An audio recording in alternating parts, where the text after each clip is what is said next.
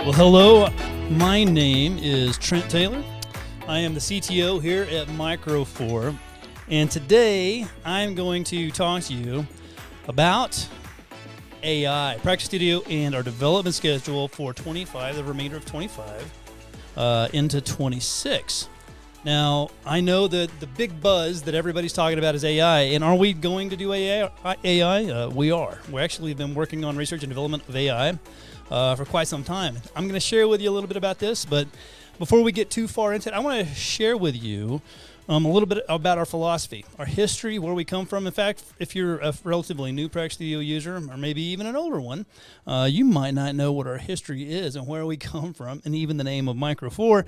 So I'm going to give you a little bit of history, share some images with you, a little bit of our history, and I'm going to actually give you a demo. We're going to end with a demonstration. You're going to be pleasantly surprised. You're actually going to get to see a few new things, not only AI integrated into PracticeStudio, but you will also be able to see the new patient ledger, just a snippet, not the full thing.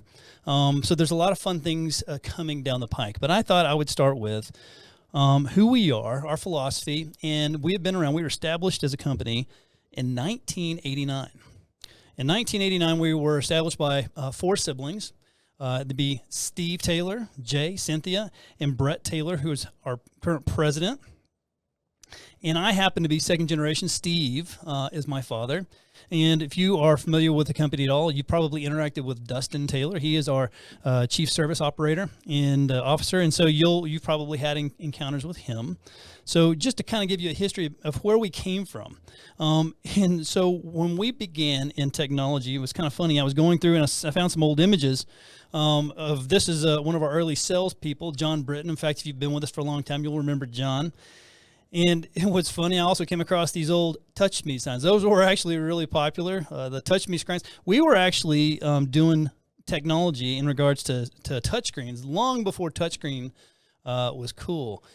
My first job was actually building the touchscreens. We had these old CRT monitors that had taken them apart, assemble them. And so we've been, on the edge of technology our entire career. The thing about technology is that it goes quickly. And so if you quickly, if you look forward, the very next thing was like a decade later, the dot-com craze. Golly, that was a crazy time. And I have a couple of little indicators. I don't know if you remember pets.com or Webvan. Webvan was one of these, they were about 20 years ahead of their time. They were a grocery delivery service. They spent about $1.2 billion. They didn't really have a tried market. If they'd have waited till COVID, I think they'd have been quite successful. But there were companies coming and going left and right. And so people were trying to figure out, well, what is technology going to look like in the future now that we have internet and connectivity? And so we too were trying to, wade through all of this. And by the time we get to 2005, we had developed a product called StrataFrame. And we launched this, and one of the main products or pieces of StrataFrame is something that we call the enterprise server. The enterprise server basically allows us to take a robust application like PracticeStudio and have a Win-based product or a Win desktop-based product or web and have access to data on the other side of the world. In fact, we had such success with this. We developed it specifically for PracticeStudio, but we sold it in I think around 50 countries and it was translated in 18 different languages. And that was 2005. So we were well ahead of our time trying to create, and this has always been our philosophy, a foundation to build upon technologically. And we have continued to build on that. There were a number of iterations past that initial version. But then we move forward a little bit, and in our product, we've always been forward thinking and trying to figure out how can we best accommodate your needs to help your customers. And that gives us, for 2014, around 2014, the new term was PRM solutions. In fact, there were a number of even CRMs trying to not very well retrofit their environment for patient, relationship management. We actually already had quite a bit in the software. We had the ability to send out SMS texts, appointment recalls, reminders. Now we would grow the product significantly from that point as well, but we already had these foundational things that people were just starting to get into. And then we get to 2020, COVID. And real problems demanded real solutions. Within weeks of lockdowns, we had actually already developed and rolled out a telemed solution that is still widely used today. And then on top of that, followed by, we had in-car check-ins and remote check-ins. And so sometimes circumstances dictate technology. In that case, COVID. But other times there's a big craze and a fad going on, and people are trying to figure out how do we market this, and then more effectively what we're trying to decide is what do we do with it. So what is that buzzword today? It's AI.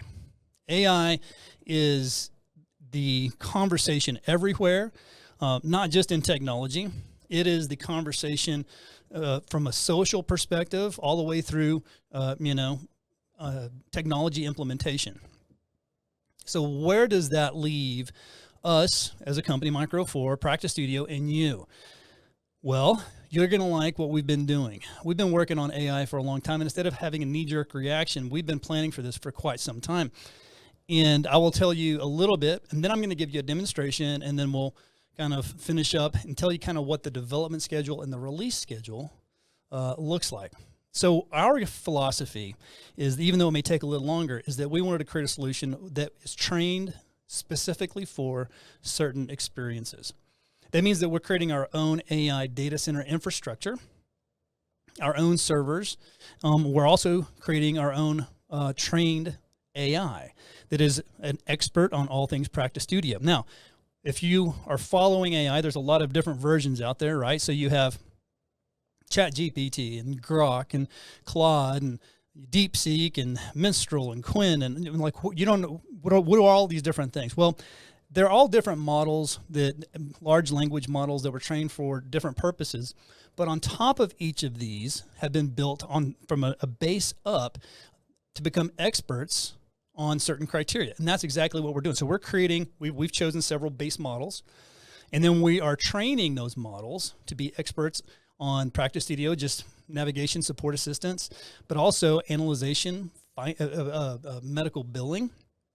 And then one of the things we're creating on a different platform, a different AI model that you'll see in 2026, is the medical side of things. So the charting side. So we're going to have areas where it can help you make medical assistant, and it's never going to supersede or override anything you're doing. But for example, you go into prescription writing, and it already knows the diagnosis and things, and it evaluates it and says, may suggest certain drugs. It might even give you information about certain contraindications.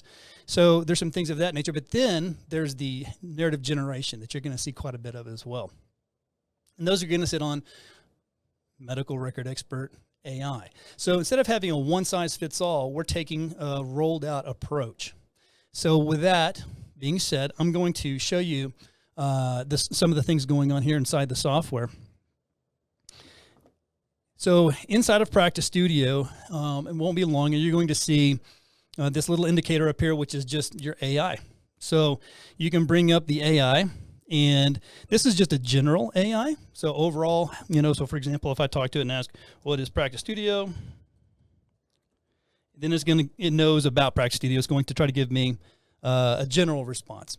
And you are going to see different performance, depending on how hard it's thinking.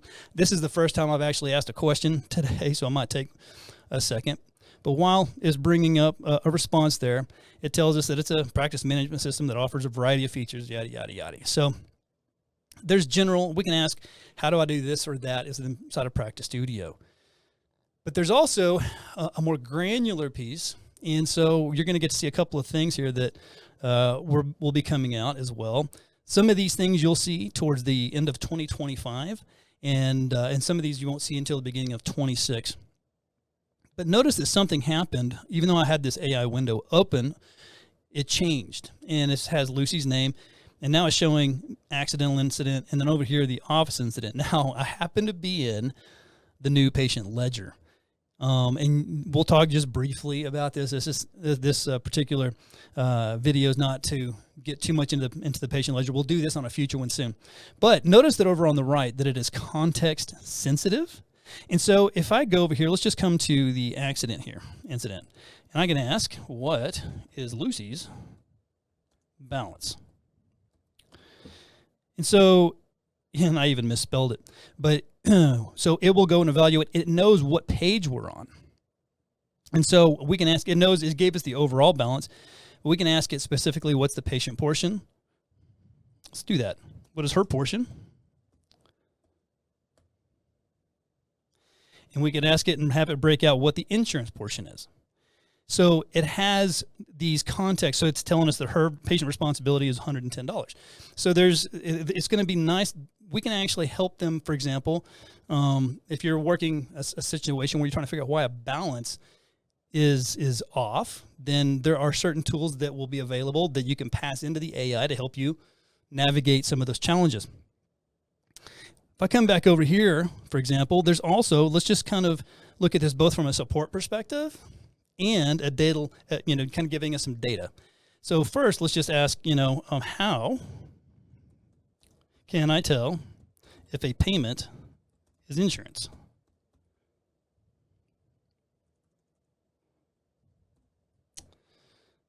Okay, and so it's going to evaluate what it knows about PracticeStudio and explain a few things that so this is just more of a support assistant. So we'll see what it comes back and it tells us.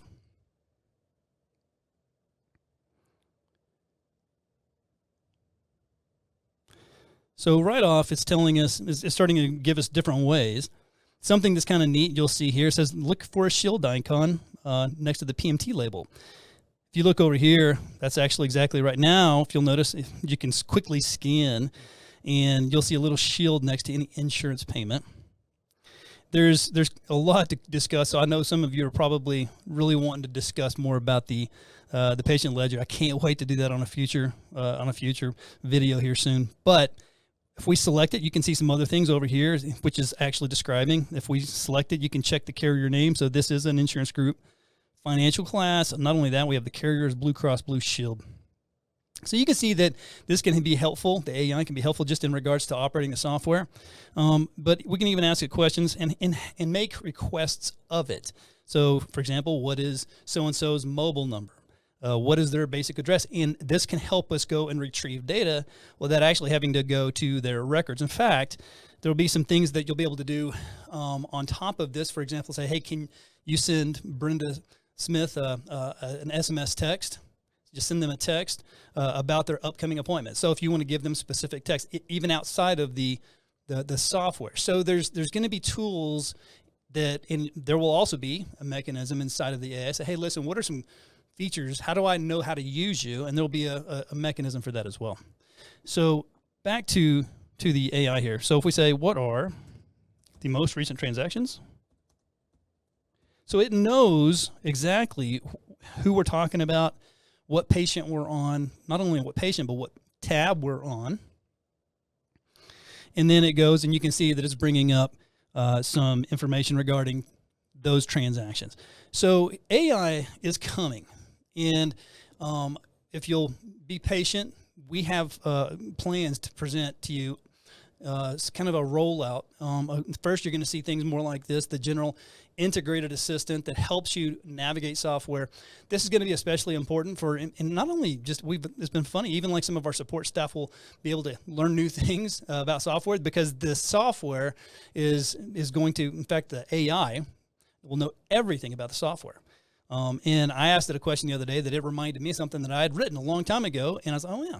So it's going to be that perspective. Then there's going to be just general data gathering and analyzation.